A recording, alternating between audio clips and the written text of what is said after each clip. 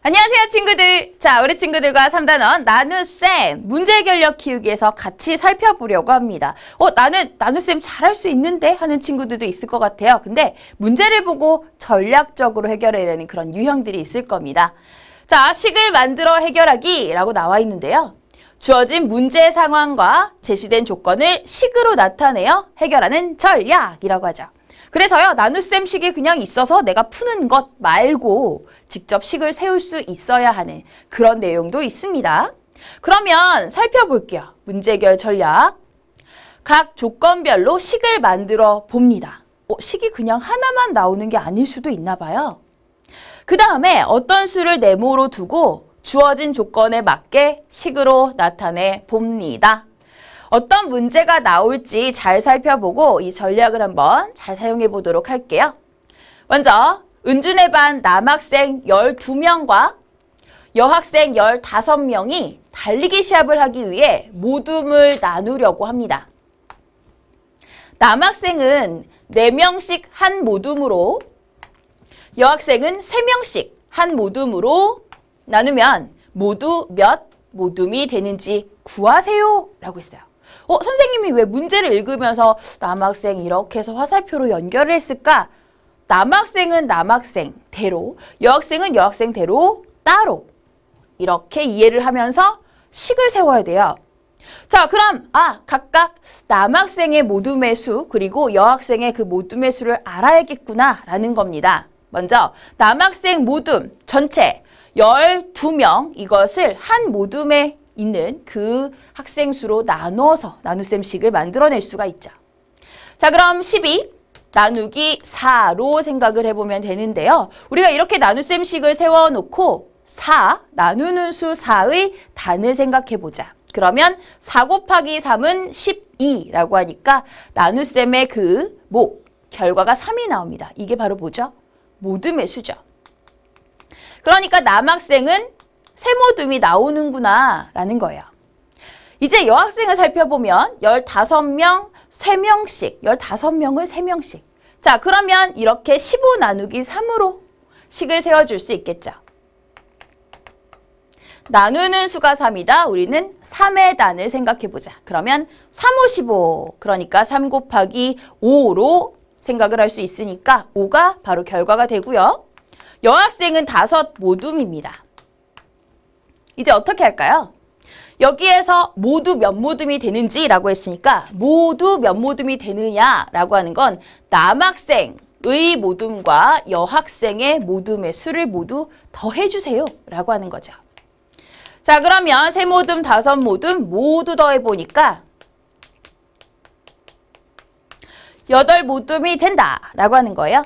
그러면 답으로는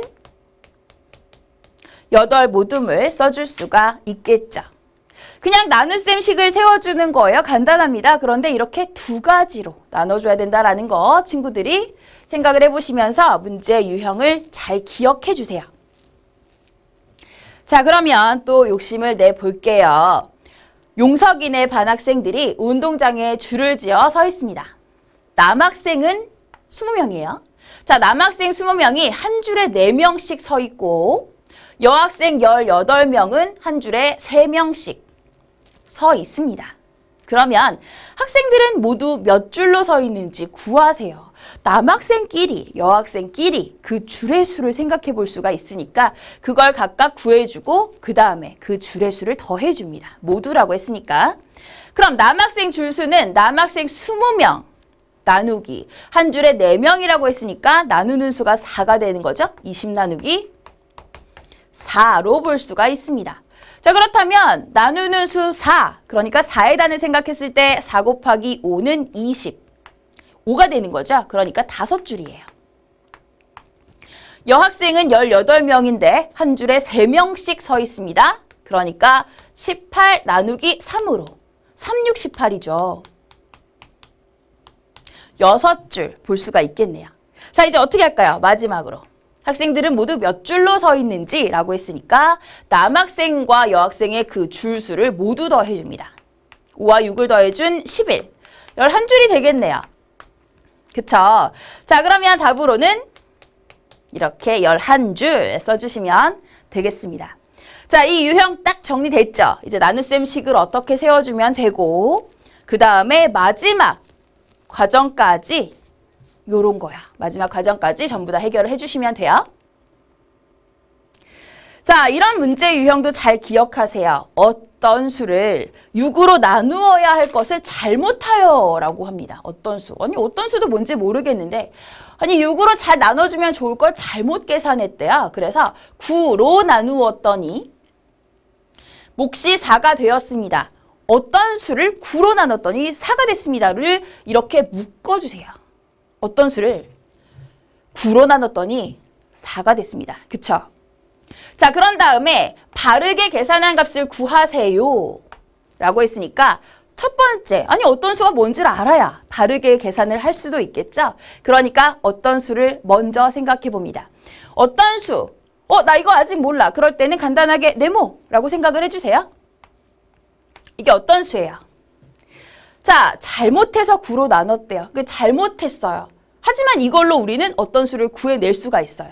잘못해서 9로 나누었다. 나누는 수가 9고 몫은 4다 라고 하는 것, 우리는 나눗셈식이랑 곱셈식이랑 뭔가 아주 깊은 연관이 있다는 걸 알고 있습니다. 자, 여기 나눠지는 수는 나누는 수와 몫의 곱으로 나타낼 수가 있어요. 그러니까 9 곱하기 4, 36, 이게 바로 어떤 수다. 그쵸? 어떤 수 찾았어요? 그럼 이제 어떻게 해줄까? 마지막에 바르게 계산하는 그 과정까지 생각을 해봅니다. 바르게 계산한 값. 그러면 원래 어떤 수 36. 자, 이것을 사실은 6으로 나누려고 했었대요. 그쵸? 그러면 6의 단을 생각했을 때 6 곱하기 6이 36이다. 그래서 요게 바로 결과예요. 바르게 계산한 값. 답으로는 6 써주시면 되겠어요? 자, 이 유형 이제 정리가 되죠. 1단계는 어떤 수를 네모로 놓은 다음에 어떤 수 구해주고 그 다음으로는 이제 바르게 계산하는 것까지. 이런 문제를 풀면서 가장 많이 하는 실수가 뭐냐면 어떤 수만 구하고 끝낸다? 그러면 틀린다? 그쵸? 바르게 계산하는 것까지 반드시 체크를 해주세요.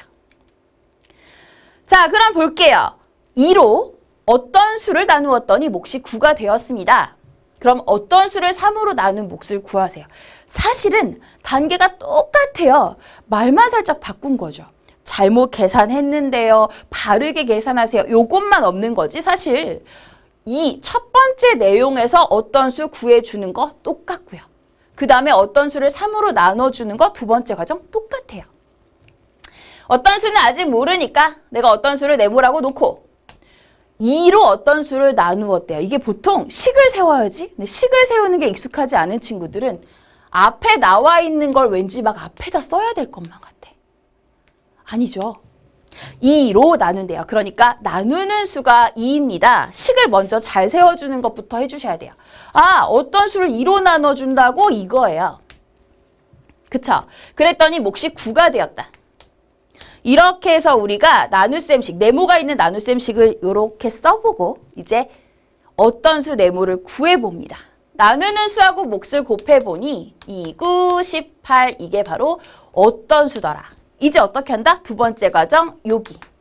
어떤 수를 3으로 나눈 몫을 생각해보자. 이제는 정말 간단해졌죠. 자, 3의 단 생각해보면 3 곱하기 6, 18 나옵니다. 요게 바로 요. 나눈 몫이 되겠죠. 그래서 답으로는 6이라고 써주시면 되겠어요. 자, 여기까지 내용 잘 정리하시면서 유형별로 기억을 잘 해주세요.